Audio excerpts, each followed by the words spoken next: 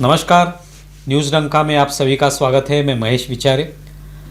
दोस्तों, आजकल हम देखते हैं कि जो छोटे बच्चे होते हैं या स्कूल में पढ़ाई करने वाले विद्यार्थी होते हैं, ज़्यादातर मेमोरी की समस्याओं से वो पीड़ित होते हैं, या उनके जो माता पिता हैं वो भी उसी समस्या को दोहराते रहते हैं कि भाई बच्चों को पढ़ाई की जो बातें हैं वो ध्यान में नहीं रहती, फिल्मों की बातें ध्यान में रहती है, गाने ध्यान में रहते हैं, लेकिन पढ़ाई के बारे में वो पीछे रहते हैं, तो मार्क्स अच्छे नहीं मिल पाते। लेकिन मेमोरी के बारे में अगर मेहनत की जाए तो निश्चित तौर पे अगर दिमाग पे जोर डाला जाए और किसी एक तरीके से कोशिश की जाए तो निश्चित तौर पे मेमोरी अच्छी हो सकती है। पढ़ाई की भी बातें या गाने या फिल्मों की बातें, ये सभी कुछ हमारे ध्यान में रख सकते हैं हम लोग। आज इसी मुद्दे पर हम थोड़ी सी चर्चा करने वाले हैं और इसके लिए हमारे साथ है सीए डॉक्टर महेश गौड़, जिन्होंने एक रिकॉर्ड भी इसके बारे में बनाया हुआ है।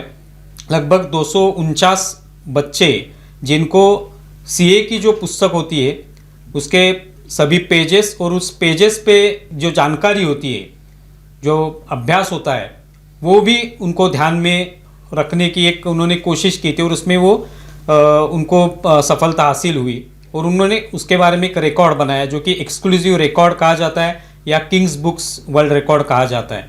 तो इसके बारे में उनसे जानेंगे कि ये जो मेमोरी का पूरा जो मुद्दा है वो किस तरह से उन्होंने उस पर मेहनत ली और इन बच्चों से वो करवा लिया। महेश जी, आपका बहुत बहुत स्वागत है न्यूज़ डंका में। बहुत बहुत धन्यवाद। तो एक अलग ही ये मुद्दा है कि मेमोरी के बारे में ये सब आप कर रहे हैं। खुद आप सीए भी हैं, पेशा आपका सीए का रहा है, और लेकिन आपने इस पर मेहनत ली कि बच्चों को अगर ठीक तरह से मार्गदर्शन किया जाए तो उनके मेमोरी में ये सभी बातें रह सकती है और वो एक अच्छी पढ़ाई भी कर सकते हैं, अपने क्षेत्र में अच्छी जो सफलताएं हासिल कर सकते हैं। तो पहले बताइए कि ये क्या रिकॉर्ड है। एक्चुअली ये जो रिकॉर्ड तो ऐसा है कि पूरी बुक जो होती है ना, बुक को पेज नंबर के साथ याद रखना बहुत मुश्किल होता है। अगर हम किसी को बोले कि पेज नंबर 49 पे क्या है, अब किसी ने बुक पढ़ी है अब उसको बोला 49 पे क्या, तो उसको लगे यार ऐसा कैसे पॉसिबल है।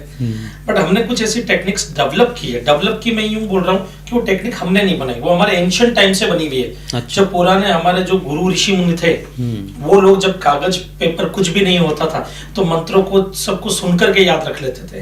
तो ऐसी काफी सारी टेक्निक्स है जिनमें कई ऐसे भी फॉरेनर्स भी हैं, फॉरेन के ऑथर्स भी हैं जिन्होंने भी उनको जो टाइम पे डेवलप किए। हमने उस टेक्निक को आज के मॉडर्न जमाने के हिसाब से रीडेवलप किया है। अच्छा। रीडेवलप करने के बाद में रिजल्ट ये आया कि अगर आप उन टेक्निक से कुछ चीजों को पढ़ते हो या कोई भी थ्योरी सब्जेक्ट पढ़ते हो या किसी भी बुक को पढ़ते हो तो वो बुक आपके दिमाग में धीरे धीरे सेव होने लग जाती है, स्टोर होने लग जाती है। अब इसके पीछे ऐसा नहीं है कि ये कोई रट्टाफिकेशन है, साइंस है इसके पीछे।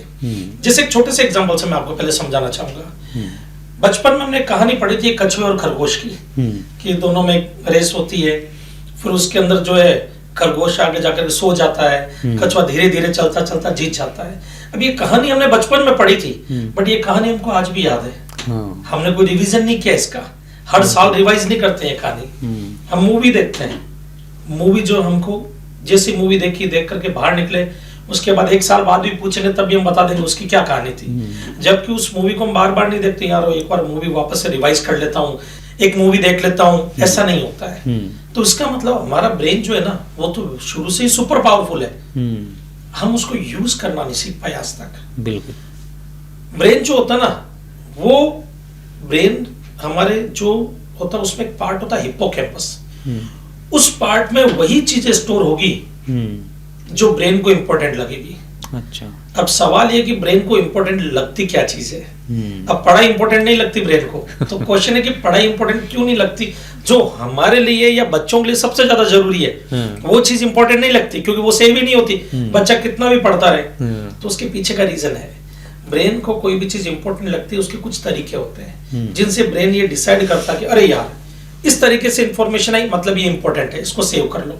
जिसमें पहला तरीका होता है, कोई भी इंफॉर्मेशन अलग अलग सेंसेस से इमोशंस के साथ ब्रेन को जाती है तो ब्रेन को इंपॉर्टेंट लगती है। एग्जाम्पल से समझते हैं, हम मूवी देख रहे हैं, मूवी के अंदर हमने एक सीन देखा जिसमें हीरो जो है बहुत दुखी है, तो हम भी उसके साथ इमोशनली अटैच हो जाते हैं, हम भी दुखी हो जाते हैं। हीरो कोई डायलॉग मार रहा है, हम भी उसको सुनते हैं। अब देखना, एक इंफॉर्मेशन हमारे सेंसेस में, कान भी आते हैं, यहाँ से हियरिंग एक सेंसेस है, यहाँ से हमारे ब्रेन को एक इंफॉर्मेशन मिलती है जो हीरो का बोला हुआ डायलॉग है।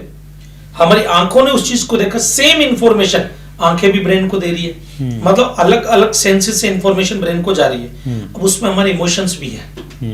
अब ब्रेन को लगता है यार ये चीज इंपॉर्टेंट है कि इमोशंस भी है, अलग अलग सेंसेस से भी आ रही है, इसको सेव करना है, वो उसको सेव कर लेता है। इसलिए मूवीज याद रह जाती है। कहानियां सुनते हैं, अब कहानी जब बचपन में दादा दादी नाना नानी, आजकल तो पता नहीं बच्चों को सुनने को मिलता नहीं मिलता, बट हमारे टाइम में सुनाते थे या स्कूल में पढ़ते थे कहानियां वगैरह, तो उस वक्त हम एक इमेजिन कर लेते थे, एक कछुआ था, एक खरगोश था, तो दिमाग में पिक्चर बन जाती थी उसकी, तो वो इमोशंस इन्वॉल्व हो जाते थे उसके अंदर, इसलिए वो कहानियां याद हो जाती थी। दूसरा तरीका होता है, एक ही सेंस से रेगुलर इंटरवल से ब्रेन को कोई इंफॉर्मेशन मिलती हो, जिसमें हम या तो यूं बोल सकते या यूं बोल सकते किसी भी एक इंफॉर्मेशन को रेगुलर टाइम पर बार बार ब्रेन को दिया जाए तो ब्रेन को लगेगी इंपॉर्टेंट है, जिसको हम बोलते हैं रिवीजन। अच्छा।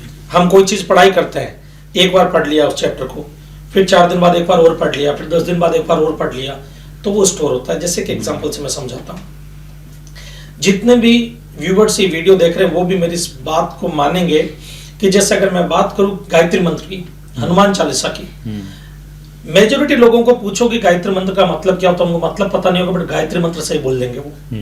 क्यों? क्योंकि वो रेगुलर बार बार उसको बोल रहे थे, तो वो हमारी लॉन्ग टर्म मेमोरी में जाके सेव हो गया। नींद में भी उठाकर पूछोगे वो सही बताएंगे, जबकि उन्होंने उसका लॉजिक वगैरह कुछ पता नहीं किया। ब्रेन को बार बार इंफॉर्मेशन की उसको लगा इंपॉर्टेंट है, उसने लॉन्ग टर्म मेमोरी में सेव कर लिया उनको। तीसरी चीज, ब्रेन को अनएक्सपेक्टेड एक्टिविटी, कोई भी ऐसी एक्टिविटी जो ब्रेन ने कभी एक्सपेक्ट ही नहीं की और सडनली ब्रेन के साथ हो जाए, या ब्रेन देख ले वैसी कोई एक्टिविटी, वो उसको लॉन्ग टर्म मेमोरी में सेव कर लेता है। जैसे मान लीजिए आप घूमने के लिए कहीं पे गए, आप लोनावला घूमने के लिए गए, आप वहां पे खड़े थे, वादियों का मजा ले रहे थे, और सडनली आपका पैर फिसलता है और आप 2-3 फीट नीचे खड्डे में गिर जाते हैं। अनएक्सपेक्टेड एक्टिविटी थी। अब ऐसे एक दिन को कौन याद रखना चाहेगा जिसमें पैर के चोट लगी हो, तो आप याद रखने की कोशिश भी नहीं करोगे, बट 10 साल 20 साल बाद जब आप उस जगह पे जाओगे, ऑटोमेटिक वो इंसिडेंस याद आएगा आपको। क्यों? क्योंकि वो आपके लॉन्ग टर्म मेमोरी में सेव हो गया था, तो उस जगह को देख करके वो वापस से क्लिक हो गया वो चीज। तो ये चीजें हमारे अंदर सबके अंदर है। हम क्या करते हैं कि इन चीजों को प्रॉपर्ली यूज करना नहीं जानते हैं। तो हमने क्या किया, कुछ ऐसी टेक्निक्स बनाई है, उन टेक्निक्स की हेल्प से जब बच्चा पढ़ता है तो ऑटोमेटिक उसमें इमोशंस भी आ जाते हैं, बराबर। इमोशंस के साथ साथ अलग अलग सेंसेस भी यूज होनी शुरू हो जाती है, जिससे वो ऑटोमेटिक चीजें याद हो जाती है। अब बिलीव नहीं करोगे, ये जब वर्ल्ड रिकॉर्ड बनाने के लिए हमको एक बुक दी गई थी, कि बुक तैयार की थी एक्सक्लूसिव वर्ल्ड रिकॉर्ड वालों ने, 81 पेजेस की बुक थी। बोले कि सर इसी बुक से आपको बच्चों को तैयारी करवानी है, क्योंकि उनको ये था भाई हम हमारी कोई भी बुक यूज करेंगे, हो सकता है साल भर से रट्टा मारवा रहे हो, तो उन्होंने खुद की बुक बनाई, बराबर, और वो बुक दी, बोले इसी बुक को आपको याद करवाना है। तो जब मैंने स्टूडेंट्स को बोला कि स्टूडेंट्स तैयार हो जाओ, अपन को ये बुक याद करनी है, स्टूडेंट बोले सर मजाक कर रहे हो क्या? मैंने कहा 2 दिन कोशिश करेंगे, नहीं हुई तो छोड़ देंगे, क्योंकि मुझे पता था होगी। मैं 2 दिन उनको ट्रेनिंग दी मैंने, और वो ट्रेनिंग हार्डली 3-3 घंटे की ट्रेनिंग थी, जिसके बाद में मैंने स्टूडेंट्स को बोला, मैंने कहा कि अब देखो मैं कुछ चीजें पूछ रहा हूँ तुमसे, पूछा वो आंसर बताने लगे। उन्होंने बोला सर हमको याद कैसे हो गया, हमको ये समझ में नहीं आ रहा है। रीजन क्या है कि मैंने उनके इमोशंस को उस इंफॉर्मेशन के साथ ट्रिगर किया था हमारी टेक्निक ने, तो वो याद होनी ही होनी थी। इस तरह से जाकर के ये टेक्निक धीरे धीरे डेवलप भी हुई और इसी तरह से वर्ल्ड रिकॉर्ड भी बना। अभी यही मैं पूछना चाहता हूँ कि जिस तरह से आपने बताया, तो लोग शायद हमारे ये जो वीडियो देखने वाले हैं वो भी कहेंगे कि हम लोग तो फिर रोज़ अगर रट्टा मारेंगे, अगर बुक में से किसी पाठ को पढ़ना है या किसी कविता को पढ़ना है या कुछ भी उसमें से पढ़ना है, तो अगर हम रोज़ वही पढ़ेंगे तो अपने आप वो याद भी हो जाएगा। लेकिन आपने जो एक मुद्दा कहा उसमें कि इमोशंस उससे जुड़ने चाहिए, तो ये बहुत महत्वपूर्ण होता है। तो वो पढ़ाई में हर किसी को सभी सब्जेक्ट पसंद नहीं होते, कि कोई सब्जेक्ट बोरिंग लगता है, भाई हिस्ट्री मुझे पसंद नहीं है लेकिन करना तो है, पास तो होना है, तो फिर उसमें किस तरह से इमोशंस ला सकते हैं? जैसे मैं बताता हूँ, एक हिस्ट्री का एग्जांपल ले लेते हैं अपन। अब हिस्ट्री बोरिंग है, किसी को नहीं पसंद है। मान लीजिए हिस्ट्री के अंदर आपने पढ़ा, एक छोटा सा एग्जांपल ले लेते हैं, 1857 की जो है उस क्रांति का ही जिक्र कर लेते हैं। उसमें लक्ष्मीबाई झांसी की रानी थी, उन्होंने अंग्रेजों के खिलाफ आवाज उठाई थी, बराबर है। और यूं करके 3-4 पॉइंट है जो आपको याद रखने, मान लीजिए, या सत्याग्रह के कुछ पॉइंट ले लीजिए, वो आपको याद रखने हैं। अब यहाँ पे इमोशंस हमको डालने पड़ेंगे। कैसे डालने पड़ेंगे? आपने जब उस चीज को पढ़ा, पढ़ने के बाद में एक टेक्निक है हमारी रोल प्ले मेथड। अच्छा। रोल प्ले मेथड में हम क्या बोलते हैं कि आप इमेजिन कीजिए कि वो सब घटनाएं आपकी आंखों के सामने हो रही है। आप अपनी आंखें बंद कीजिए, बंद करने के बाद में आप इमेजिन कीजिए कि आप अंग्रेजों की सेना में हैं, आपके साथ भेदभाव किया जा रहा है। इमेजिन करो कि अंग्रेज अफसर ऊपर बैठे हैं, आप नीचे बैठे हो, आपको चिल्लर दे दी और उन्होंने 2-2 हजार के नोट पॉकेट में डाल लिए, 1000-1000 के नोट पॉकेट में डाल लिए, 500-500 के नोट पॉकेट में डाल लिए। यू इमेजिन कीजिए। वो अलग बात है 2000-1000 के बंद हो चुके हैं अभी, बट इमेजिन कीजिए, हम उनको बोलते हैं तो वो यूं महसूस करते हैं। धीरे धीरे जब वो महसूस करते हैं तो उनके चेहरे के भाव बदलने लगते हैं। फिर हम बोलते हैं कि आपको गुस्सा है कि इन चिल्लर काम क्या करेंगे, आप भागे भागे जाते हैं और आपको बोलते हैं बंदूकें चलानी। आप देखते हैं उनपे गाय का चर्बी लगी हुई है, तो आप इमेजिन करो कि वहां पे गाय की फोटो लगी हुई है। अब आपको उनको मुंह से खोलना है। आपने बोला गाय तो हमारी माता है, हम तो नहीं खोलेंगे। आप अंग्रेजों के खिलाफ हो गए और अंग्रेजों ने आपको धक्का दिया, आप भागे भागे झांसी की रानी के पास गए। बोले झांसी की रानी अब लड़ाई करनी है। अब झांसी की रानी ने तलवार उठाई, युद्ध शुरू हुआ। मतलब घटनाएं झांसी की रानी को लेकर के और 1857 को लेकर के ये कि वो घटना हुई कैसे थी कि भाई कारतूस जो थे उनपे सुअर की चर्बी, गाय की चर्बी लगी हुई थी, जिसकी वजह से लोगों ने, जो वहां के सैनिक थे, जो हिंदू थे या मुस्लिम थे, उन्होंने ऑब्जेक्शन उठाना शुरू किया। फिर उधर लक्ष्मीबाई झांसी की रानी ने भी तलवार उठा ली। अब इन सब चीजों को आपने अपने साथ जोड़ लिया, अपने साथ जोड़ लिया तो आपके इमोशंस ऑटोमेटिक ट्रिगर होने शुरू हो जाएंगे और वो चीजें याद होनी शुरू हो जाएगी। बिल्कुल सही कहा आपने। अभी ये जो आप जिस तरह से ये पूरी टेक्निक के बारे में बता रहे हैं, ये आपके मन में कैसे ख्याल आया कि इस तरह का कुछ करना चाहिए? खुद आप सीए हैं, लेकिन यानी उसके लिए भी बहुत पढ़ाई करनी पड़ती है, बहुत कुछ ध्यान में रखना पड़ता है, क्योंकि आसान एग्ज़ाम नहीं होती सीए की। तो आपको ये कभी सूझा आपको कि भाई ये इस तरह से कुछ कर सकते हैं हम लोग स्टूडेंट्स के लिए? एक्चुअली मैं बिलो एवरेज स्टूडेंट था अपने टाइम में। 10th में मेरे 48% थे। 8th और 9th के अंदर मुझे KT आई थी। अच्छा। और 10th में जब 48% थे तो मेरे दादाजी बहुत खुश हुए कि हमारा बेटा बोर्ड में फेल नहीं हुआ। एक झटके में बोर्ड क्लियर कर लिया। 11th-12th में मुझे रियलाइज हुआ कि भाई पढ़ेंगे नहीं तो जिंदगी में आगे बढ़ नहीं पाएंगे। तो उस दौरान मेरे को चीजें याद नहीं रहती थी, बट दिमाग क्रिएटिव था। मुझे उठपटांग चीजें याद रह जाएगी बट पढ़ाई याद नहीं रहती थी। तो मैंने धीरे धीरे खुद के लिए टेक्निक बनानी शुरू की। तो उस वक्त लिमिटेड टेक्निक्स मैंने बनाई। फिर उस टाइम पे एक बुक चला करती थी, कोई मेमोरी मैन थे विश्व स्वरूप राय चौधरी, उनकी किताब मैंने देखी थी बुक स्टॉल पे। उस वक्त रेलवे स्टेशन पे बुक स्टॉल होते थे, वहां पर किताबें बिकती थी। मैंने वहां से वो बुक खरीदी, मैंने पढ़ी। उसमें कुछ अच्छी अच्छी टेक्निक्स लिखी हुई थी। फिर मैंने अपनी कुछ डेवलप की हुई टेक्निक, उनकी टेक्निक, उनको मर्ज किया।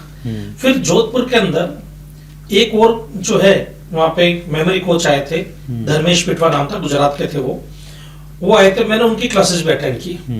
मैंने कहा कि ये नया क्या सिखाते हैं। तो मैंने देखा कि उन्होंने भी कुछ टेक्निक्स वगैरह बताई। तो मैंने कहा कि इसका मतलब टेक्निक्स तो सब ऑलमोस्ट सेम ही है, खाली उनको अगर ढंग से यूज किया जाए, डेवलप किया जाए तो बेटर है।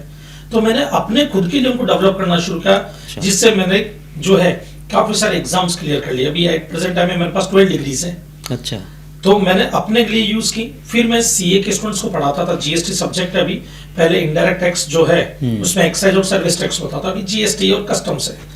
तो मैं स्टूडेंट्स को पढ़ाने के लिए वो टेक्निक यूज करता था। तो इसका मतलब जो मेरा स्टूडेंट्स है, जो मेरे स्टूडेंट्स से मेरा क्राउड है, उन्हीं को पता लगता था वो टेक्निक के बारे में। उनको मैं याद करवा देता था चीजें, उनको लिए सिंपल कर देता था, जिसका रिजल्ट भी अच्छा। जहाँ पे सीए में बच्चे फेल होते हैं वहां पे मैंने एक बार 77% स्टूडेंट्स की एग्जाम्शन आई। एग्जाम्शन मतलब क्या होता है कि बच्चा 60+ मार्क्स ले आएगा तो उसको वो पेपर वापस नहीं देना पड़ेगा। अच्छा। तो ये आना अपने आप में एक बड़ी बात होती थी। तो मेरे 77% स्टूडेंट्स की एग्जाम्शन थी उस टाइम पर। अच्छा। तो उस वक्त मीडिया में भी इस चीज के बारे में आया था। अब हुआ क्या था, एक दिन कुछ लोगों ने मुझे बोला कि यार हमारे बच्चों को प्रॉब्लम है, हमारे बच्चों को प्रॉब्लम मिलने वाले कई थे। तो मैंने उनका एक बेच लिया, उनको चीजें याद हुई। फिर धीरे धीरे 2-4 और बेचेस बनने लगे। तो मैं अपने खुद के स्टूडेंट्स को सीए की कोचिंग तो दे ही रहा था, side by side memory technique के भी छोटे छोटे बेचेस, साल के 1 बेच 2 बेच ले लेता था मैं। इसी दौरान मेरा एक पॉडकास्ट होता है। पॉडकास्ट जैसे आज अपना पॉडकास्ट चल रहा है, वैसे एक पॉडकास्ट हुआ था गौरव ठाकुर करके यूट्यूब चैनल है गौरव ठाकुर, उनमें गौरव ठाकुर सर ने जब वो पॉडकास्ट किया था तो उनकी मेरी बातचीत में मैंने कहा कि बुक विद पेज नंबर भी याद हो सकती है। तो उन्होंने बोला सर क्या बात करते हो, तो मैंने वहां पर 4 दिन के अंदर एक बच्ची को बुक विद पेज नंबर याद करवाया, एक मैगजीन याद करवाई थी। वो वीडियो उनका वायरल हो गया। अच्छा। वो वीडियो वायरल हुआ तो वायरल होने के बाद में काफी लोगों में डिमांड बढ़ने लगी, क्रेज भी बढ़ने लगा। बोले कि यूट्यूब चैनल शुरू करो, उन्होंने मुझे बोला, मैंने यूट्यूब चैनल शुरू किया। उस दौरान एक वर्ल्ड रिकॉर्ड की कंपनी है, उन्होंने मुझे इंस्टाग्राम पे मैसेज डाला, एक्सक्लूसिव वर्ल्ड रिकॉर्ड है। बोले कि अब उनके पास मेरा कॉन्टेक्ट नंबर नहीं था, उन्होंने वो वीडियो देखा, उन्होंने सर्च किया, मेरा इंस्टाग्राम चैनल मिला तो उन्होंने उस पर एक मैसेज डाला, सर आप वर्ल्ड रिकॉर्ड के लिए ट्राई क्यों नहीं करते हो। तो मैंने कहा ये वर्ल्ड रिकॉर्ड बनता कैसे है, मुझे तो ये भी पता नहीं है। उन्होंने बोला कि सर आपको कुछ नहीं करना, हम आपको फॉर्म भेजेंगे, वो फॉर्म भेज करके आपको अप्लाई करनी है, बट उससे पहले आपको book with page number 2 gazetted officer के सामने याद करवानी है, किसी को याद करवा के उसका वीडियो जो है वो रिकॉर्ड करना, वो आप हमें भेजोगे, हमारे जूरी मेंबर उस वीडियो को देखेंगे, उस फॉर्म पे 2 गजेटेड ऑफिसर के साइन होंगे कि आपने उनके सामने किया है। तो मैंने कहा कि ठीक है, ओके। बातचीत हुई, मैंने उस वक्त मैं अजमेर में था, तो मेरा होम टाउन अजमेर है एक्चुअली। अच्छा। तो मैं वहां पे गया हुआ था, तो मैंने वहीं का एक स्टूडेंट लिया, फिर वहीं पे जो गजेटेड ऑफिसर थे उनके सामने याद वो एक वीडियो बनाया, जिसमें एक बच्चे को मैंने तैयार किया था, उन्होंने याद भी कर लिया, दूसरे बच्चे को तैयार किया, उन्होंने भी याद कर लिया, फिर वो वीडियोस भेजे, उन्होंने अप्रूवल दिया कि आप वर्ल्ड रिकॉर्ड के लिए एलिजिबल हो। उन्होंने फिर जयपुर के अंदर अगस्त 24 में जयपुर के अंदर एक प्रोग्राम था, बोले कि आपको यहाँ पर जो है बच्चों को याद करवाना है। मैंने कहा ठीक है, मैं गया, मैंने वहां पे भी याद करवा दिया, तो वहां को मेरा पहला वर्ल्ड रिकॉर्ड बनता है। और स्टार्टिंग एक इंटरेस्टिंग चीज ये थी कि जब उन्होंने मुझे बोला था कि आपको एक एप्लीकेशन फॉर्म भरना पड़ेगा, उसकी एक नॉमिनेशन फी होती है, वो आपको देनी पड़ेगी। तो मुझे एक बार टेंशन हुई, मैंने कहा देखो बंदा इंस्टाग्राम के थ्रू उनकी टीम ने मुझे अप्रोच किया कि फ्रॉड तो नहीं है, मेरी नॉमिनेशन फी डूब गई। तो मैंने उनकी वेबसाइट जाकर के चेक की, वेबसाइट तो थी और जेन्युइन वर्ल्ड रिकॉर्ड भी थे उनके, बड़े बड़े लोगों में, उदित नारायण जी का था, ये अनूप जलोटा जी का था, ऐसे बड़े बड़े वर्ल्ड रिकॉर्ड थे उनके वहां पर। तो मैंने कहा हो सकता है आदमी भी फेक हो सकता है, वेबसाइट तो सही है। तो मैंने क्या किया, उनको मैंने बोला, मैंने कहा सर मैं फॉर्म तो भर दूंगा, पर मुझे एक बार वीडियो कॉल पे आपसे बात करनी है। वीडियो कॉल पे मैंने देखा, मैंने कहा हाँ आदमी भाई है जिसकी फोटो वेबसाइट पर है, तो मुझे तसल्ली हुई। फिर वहां पे वर्ल्ड रिकॉर्ड बनने के बाद में मुझे जैसे कुछ लोगों ने बोला कि सर मैगजीन चलो याद कर ली, बट क्या किताब पढ़ाई याद हो सकती क्या। तब हमने ये वाला वर्ल्ड रिकॉर्ड बनाया जिसमें सीए की बुक याद करवाई। अच्छा। और फिर जब धीरे धीरे डिमांड बढ़ने लगी तो लोगों ने बोला कि सर मेमोरी टेक्निक तो कई लोग सिखाते हैं, कई मेमोरी ट्रेनर है, वो टेक्निक सिखा देते हैं, बट हमारे लिए प्रॉब्लम है कि हम उसको हमारे सब्जेक्ट पे इंप्लीमेंट कैसे करें। सीख तो गए और वहां पे वो 4 चीजें याद करवाते हैं, बट वो 4 चीजें हमारे सब्जेक्ट की तो है नहीं, तो हम इंप्लीमेंट कैसे करें। वो तो रेंडमली कुछ वर्ड लेंगे, बोलेंगे देखो अब ये वर्ड हम याद करवाते हैं, और वो हमको याद हो भी जाएंगे वहां पर। तब हमारी रिसर्च टीम ने रिसर्च की और हमने ऐसी ऐसी टेक्निक्स डेवलप की, जैसे 9-10 स्टूडेंट के लिए, 9-10 के स्टैंडर्ड्स के लिए अलग टेक्निक बनी। अच्छा। 11-12 कॉमर्स की अलग है, 11-12 साइंस की अलग है। अच्छा। कॉम्पिटिटिव एग्जाम जितने भी यूपीएससी वगैरह उनके अलग टेक्निक्स है, सीए, सीएस, सीएमए, एलएलबी उनके अलग टेक्निक्स हमने डेवलप की। और हम क्या कर रहे हैं कि कोई भी टेक्निक सिखा रहे हैं, जैसे रोल प्ले मेथड का भी मैंने आपको एग्जांपल दिया, अब मुझे ये रोल प्ले मेथड कॉमर्स वाले को सिखाना है, तो मैं कॉमर्स के सब्जेक्ट का कोई भी टॉपिक उठा करके रोल प्ले मेथड कैसे इंप्लीमेंट होता है वो बता करके उनको याद करवाऊंगा, ताकि उनको ये पता लगे कि हमारे सिलेबस पे कैसे इंप्लीमेंट होता है, सब्जेक्ट पे कैसे इंप्लीमेंट होता है। उस तरह से हमने ये टेक्निक सारी डेवलप की। डेवलप करने के बाद धीरे धीरे रिस्पॉन्स भी आने लगा, लोगों को पसंद भी आने लगी, रिजल्ट आने लगा। यूं करते करते एक सीए से मेरा जो है जर्नी थोड़ी थोड़ी करके डाइवर्ट होती होती एक मेमोरी कोच और मेंटल कोच की हो गई। अच्छा। अब मेमोरी कोच बन गए, फिर उसके बाद मेंटल कोच का भी ऐसा हुआ कि लोग जब आते थे काउंसलिंग के लिए तो सारा खेल ब्रेन का होता है। तो मैंने ऐसे ऐसे लोग जिनको ये था कि मुझे सुसाइड करना है, मैं पास नहीं हो रहा, तो 30 मिनट्स 40 मिनट्स उनसे बात करने के बाद उनका पूरा मेंटल पोजीशन चेंज हो जाती थी। तो धीरे धीरे, जिसको हम साइकोलॉजी बोलते हैं एक तरह से, तो मैंने साइकोलॉजी का मेरे को काफी इंटरेस्ट था, उसमें काफी अच्छी स्टडी भी की थी, मैंने रिसर्च भी की है काफी। तो धीरे धीरे फिर वो नाम जो एक जीएसटी प्रोफेसर था वो मेमोरी एंड मेंटल कोच बन गया। जो ये अभी आपने एक उदाहरण बताया कि कोई ऐसे भी फ्रस्ट्रेट हुए लोग होंगे या बच्चे होंगे, उनके माता पिता होंगे, भाई बच्चा पढ़ाई नहीं कर रहा है, आसान से सब है लेकिन उसको मार्क्स ही नहीं मिल रहे, तो ऐसे कुछ उदाहरण बता सकते कि जो आपके पास आए कि भाई हमारे ध्यान में कुछ भी नहीं रहता है लेकिन वो हो गया, जैसे कि सुसाइड का आपने एक उदाहरण बताया। मैं आपको बताता हूँ सर एक इंसिडेंस। 2013 की बात है। मैं जब कोचिंग करवाता था, पढ़ाता था, तो हमारे बैच में एक स्टूडेंट था जो बहुत ही ब्रिलियंट था। उसके आसपास में जितने भी स्टूडेंट थे ना, वो उनके डाउट सोल्व करता था। उन बच्चों को डाउट होता तो वो उससे पूछते थे कि ये क्या होता, तो बताता, देख ऐसा होता है, ऐसा होता है, ऐसा होता, पूरा समझाता था। चित्रोले सरनेम था उनका। अब हुआ क्या कि जैसे एग्जाम नजदीक आया तो हमको ये उम्मीद थी कि ये बच्चा रैंक निकालेगा। वो बच्चा हो गया फेल। अच्छा। और उसके आसपास के जो भी दोस्त थे वो सब हो गए पास सी एग्जाम में।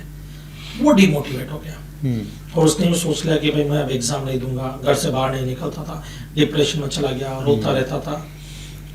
उसके पेरेंट्स का कॉल आता है कि सर ऐसी ऐसी बात है, सर आप एक बार बात कीजिए ना। मैं उनसे जाके मिला, मैंने उनको बोला, मैंने कहा कि क्या हुआ, क्या प्रॉब्लम है?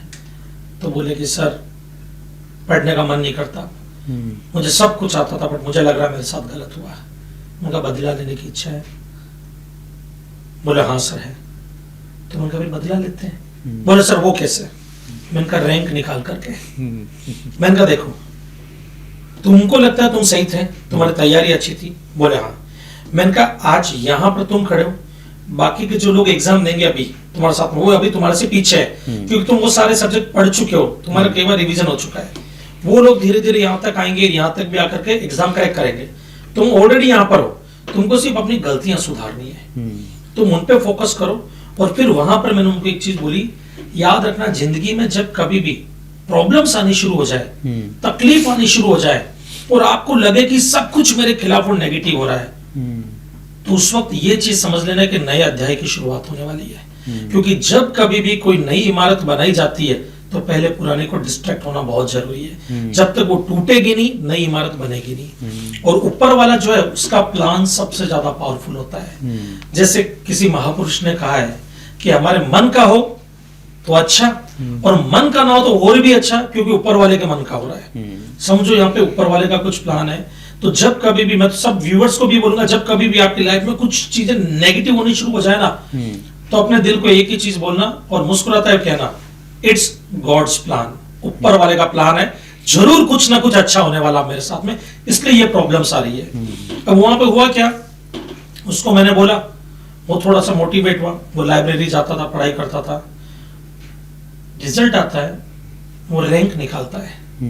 अब सिचुएशन देखिए यहाँ पर, उसके दोस्त जो उसे 6 महीने पहले क्लियर हुए थे, वो 8 लाख 9 लाख रुपए महीने, सॉरी 8 लाख 9 लाख रुपए के पैकेज में जॉब पे लगे कंपनी में। उस बंदे का पैकेज सीधा ही 18 लाख रुपया। अच्छा। रैंक निकाल, क्योंकि रैंक निकाला उसने, सीधा 18 लाख।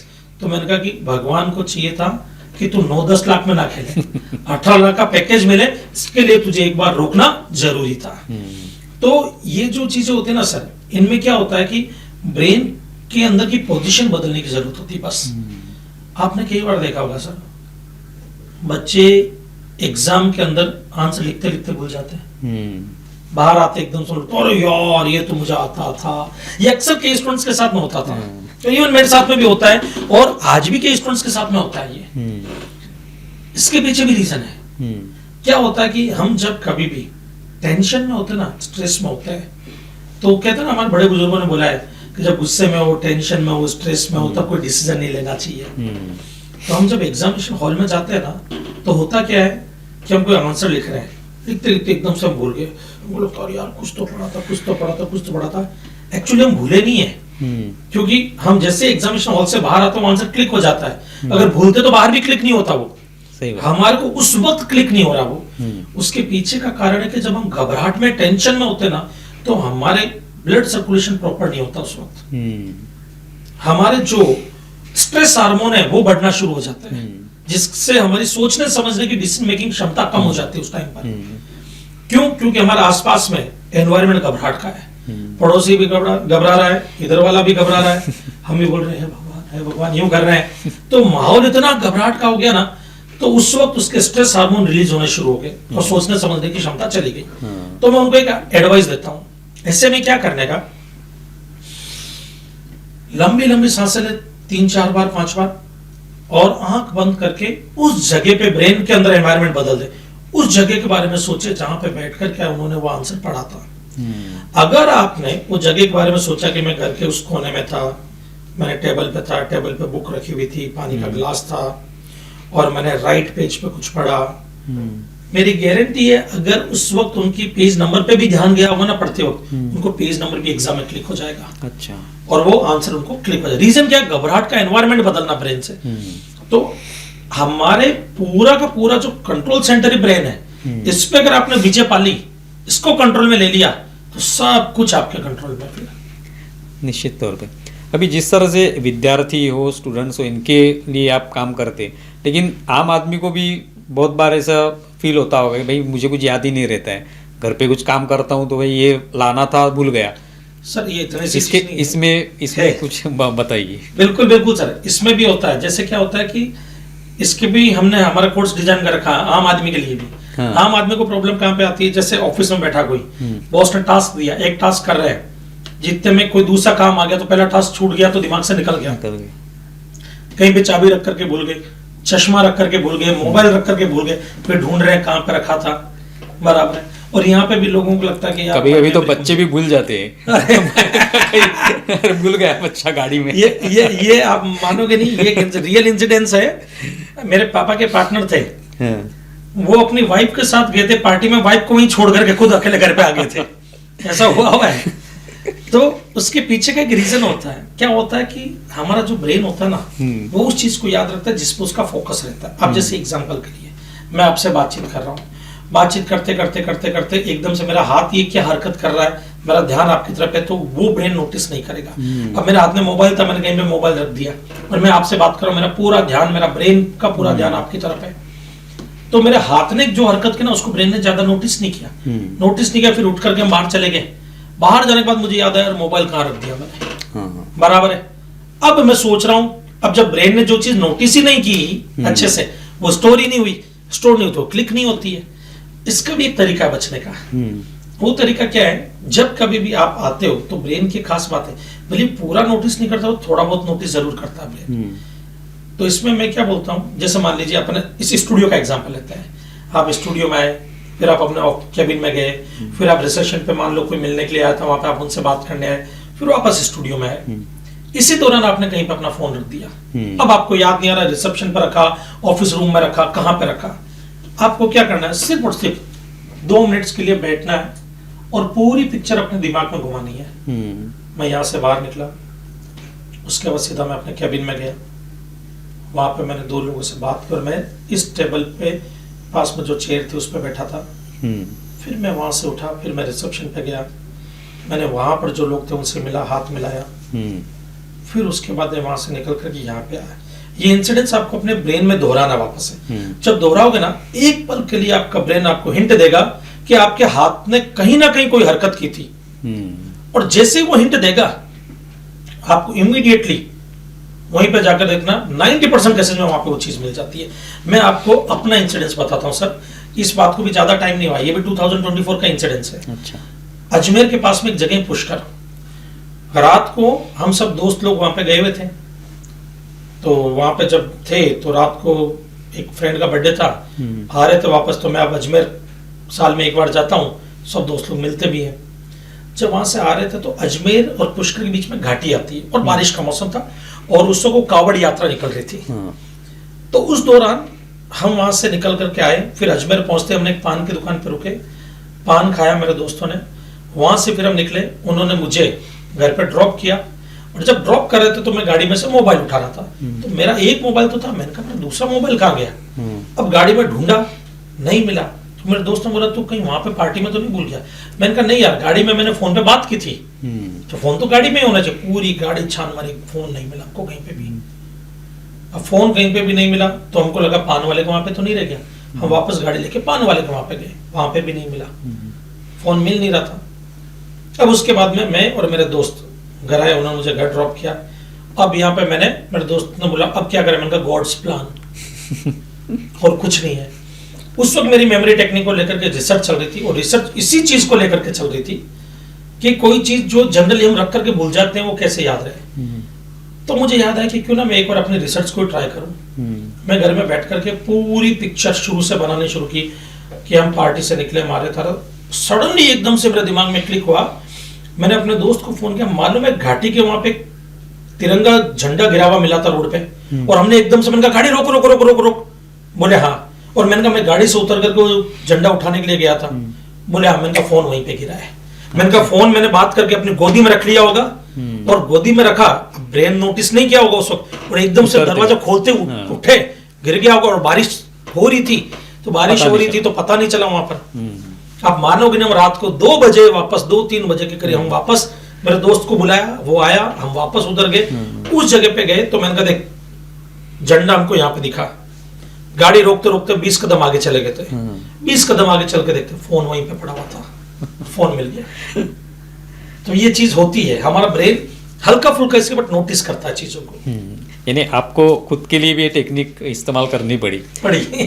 अभी आपने भविष्य में ऐसे क्या सोचा है, यानी ये जो आप कर रहे हैं, तो आगे आने वाले समय में किस तरह से इसका इस्तेमाल करेंगे, या और कुछ नए प्लान्स आपके दिमाग में? मेरा प्लान्स तो ये है कि इंडियन एजुकेशन सिस्टम में इन चीजों को जोड़ना चाहिए। आज के टाइम में जो कॉम्पिटिटिव जमाना हो गया ना, जैसे आपने देखा होगा सर, एजुकेशन को लेकर के लोग सुसाइड बहुत कर रहे हैं आजकल। पास नहीं हो पा रहे हैं, फेल हो जाते, सुसाइड कर लेते हैं।